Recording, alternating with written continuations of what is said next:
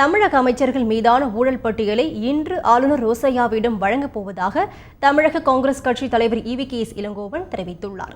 இதுகுறித்து எமது செய்தியாளர் பிரசன்னா இளங்கோவனுடன் நடத்திய நேர்காணலை இப்போது பார்க்கலாம். தமிழகத்திலே தற்பொழுது நடைபெற்று வரும் இந்த அதிமுக ஆட்சியில் பல ஊழல் முறைகேடுகள் நடைபெற்று வருவதாகவும், மேலும் தற்பொழுது அரசு ஒரு செயல்படாத அரசாக உள்ளதாகவும் பல குற்றச்சாட்டுகள் தற்பொழுது காங்கிரஸ் கமிட்டி தரப்பில் முன்வைக்கப்படுகிறது. மேலும் இது சம்பந்தமாக இன்று ஆளுநர் மாளிகை வரலும் ஒரு பேரணி செல்லவும் முடிவு செய்யப்பட்டுள்ளது. இது குறித்து தமிழ்நாடு காங்கிரஸ் கமிட்டியின் தலைவரான EVKS இளங்கோவன் இடத்தில் கேட்போம். சார், சொல்லுங்க, இன்றைய உங்களுடைய பிரதான கோரிக்கைகள் என்ன? எதையெல்லாம் முன்வைத்து இந்த பேரணியானது நடத்த போகுது சார்? இல்லை, 4 வருடத்திற்கு முன்பு நடந்த தேர்தலில் மக்களுக்கு நல்ல காரியங்களை செய்வேன், ஒரு நல்ல ஆட்சியை தருவேன், எங்களுடைய ஆட்சியிலே தொழிற்சாலைகள் வரும், வேலையில்லாத போக்கே இருக்காது என்றெல்லாம் சொல்லி ஆட்சிக்கு வந்த ஜெயலலிதா இந்த 4 ஆண்டு காலமாக எந்த விதமான மக்களுக்கு நன்மை செய்யக்கூடிய திட்டங்களையும் சட்டங்களையும் கொண்டு வரவில்லை. மாறாக இது ஒரு லஞ்ச லாவண்ய ஆட்சியாக மாறியிருக்கின்றது.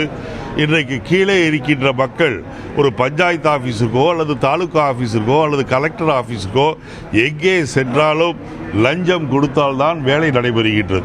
மக்கள் இந்த லஞ்ச லாவண்ய போக்கினால் மிகவும் பாதிக்கப்பட்டிருக்கின்றார்கள். வரவேண்டிய திட்டங்கள் யாவும் வராமல் இருப்பதற்கு காரணம் வேலையை ஆரம்பிப்பதற்கு முன்பே அந்த கான்ட்ராக்டரிடம் லஞ்சம் கேட்பதுதான்.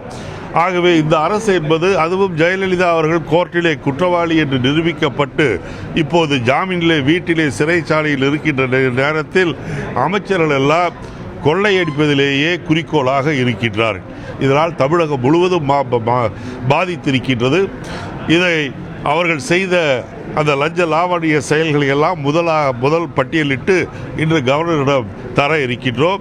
நானும் தமிழகத்திலே நல்லாட்சி வர வேண்டும், தமிழக மக்கள் நல்லபடியாக வாழ வேண்டும் என்று நினைக்கின்ற காங்கிரஸ் தோழர்கள் எல்லாம் இன்றைக்கு பெரிய அளவிலே சென்னையிலே கூடியிருக்கின்றோம். நாங்கள் சென்று கவர்னரை சந்தித்து முதல் ஊழல் பட்டியலை இன்றைக்கு கொடுக்க இருக்கின்றோம்.